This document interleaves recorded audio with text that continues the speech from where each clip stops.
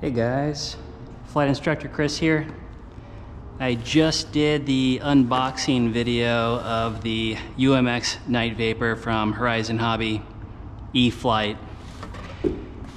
And it is blowing about 30 miles an hour outside here in North Texas. It's a nice 100-degree day, so most people are at the pool. And I decided I didn't want to wait.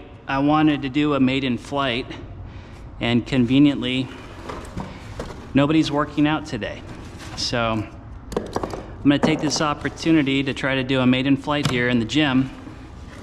Even carrying this aircraft just to the gym a short distance, I wanted to keep it protected and therefore kept the aircraft in the box.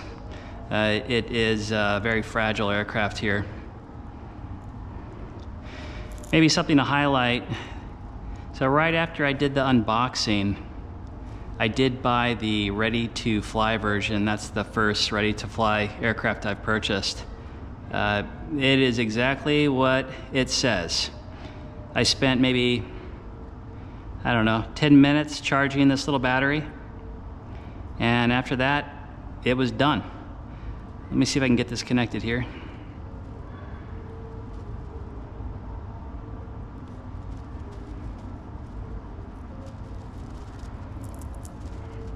Maybe it'll be easier to connect and then mount the battery.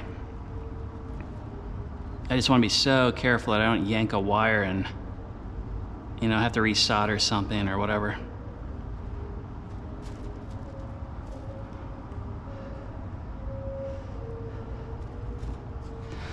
All right, let's see if that connects. I got lights flashing, up, down, right, left. Awesome. So the only thing I did is I learned that if you push on your elevator in, that has to do with light changes, but I didn't notice a difference. Other than that, your settings on how much throw or movement you want to control surfaces is controlled by this. There's also a safety feature that prevents you from going crazy, and it's like a self-leveling. I don't want that. So basically I'm leaving this on 0. What that means is I have maximum deflection up, down, right, left, but as I turn the aircraft, you can see that it's not doing a gyro. I do not want a gyro, I want to hand fly this. So that's what we're gonna do. I turned the fans off. I also noticed there are some vents in here. That could be a source of wind flow or current that could have an issue for me. But I think that this is gonna be a good area to do my maiden flight, and kind of thinking I'll take off here and kind of focus doing some circles and whatnot, just being aware of the fans and other obstacles. But from what I see online, this thing maneuvers very nicely in small areas. So we're gonna give it a shot.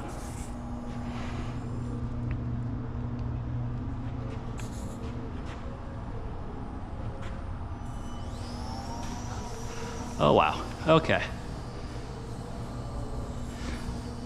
Over controlling it quite a bit there. The trims are not quite where I would normally have them. I'm using maybe a third control now. It's a little bit faster than I was expecting. Hit the piece of equipment gently there. I think there's some air current in here as well. So now I'm just gonna be focused on trying to land this thing without breaking it. There we go. Using the power as needed there, it really slows it down. You can kind of hang it on the prop, but I can see that there is some airflow. Okay, so I think holding up elevator is the secret here to really slow this thing down. You really just gotta hang it on the prop. That will get you some slow ground speed.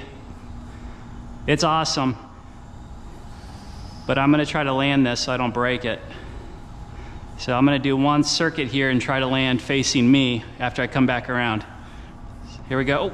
Oh, there we go. Awesome. Well, for a maiden flight, that was great. No damage. I barely touched that piece of equipment.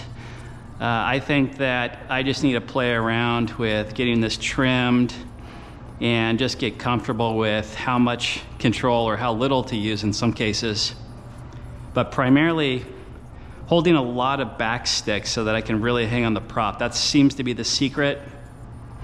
And then, as I said in the unboxing, some people move the battery a little bit farther back to adjust the CG. But it looks awesome. I'm gonna call that a win. I did not break it. It did fly. And once I get a little bit better, I'll feel better flying in a confined space like this. But I think in the near term, I'm gonna try to find the basketball court and the other indoor locations that are slightly larger. And that way I can just focus on learning to fly this. Just like anything else, you know, it's going to take a few flights to get used to the characteristics that are unique to this aircraft, and this is different. If you're used to flying other E-flite park flyers, the concepts are the same. It's only elevator and rudder, but you typically don't fly like this, where you're holding elevator and you're really adjusting the throttle continuously to keep it from dropping. That's almost more like a helicopter. But I love it. It was a great purchase. Go ahead and please like and subscribe. If you have any experience with the Night Vapor that would be useful, please drop that in the comments.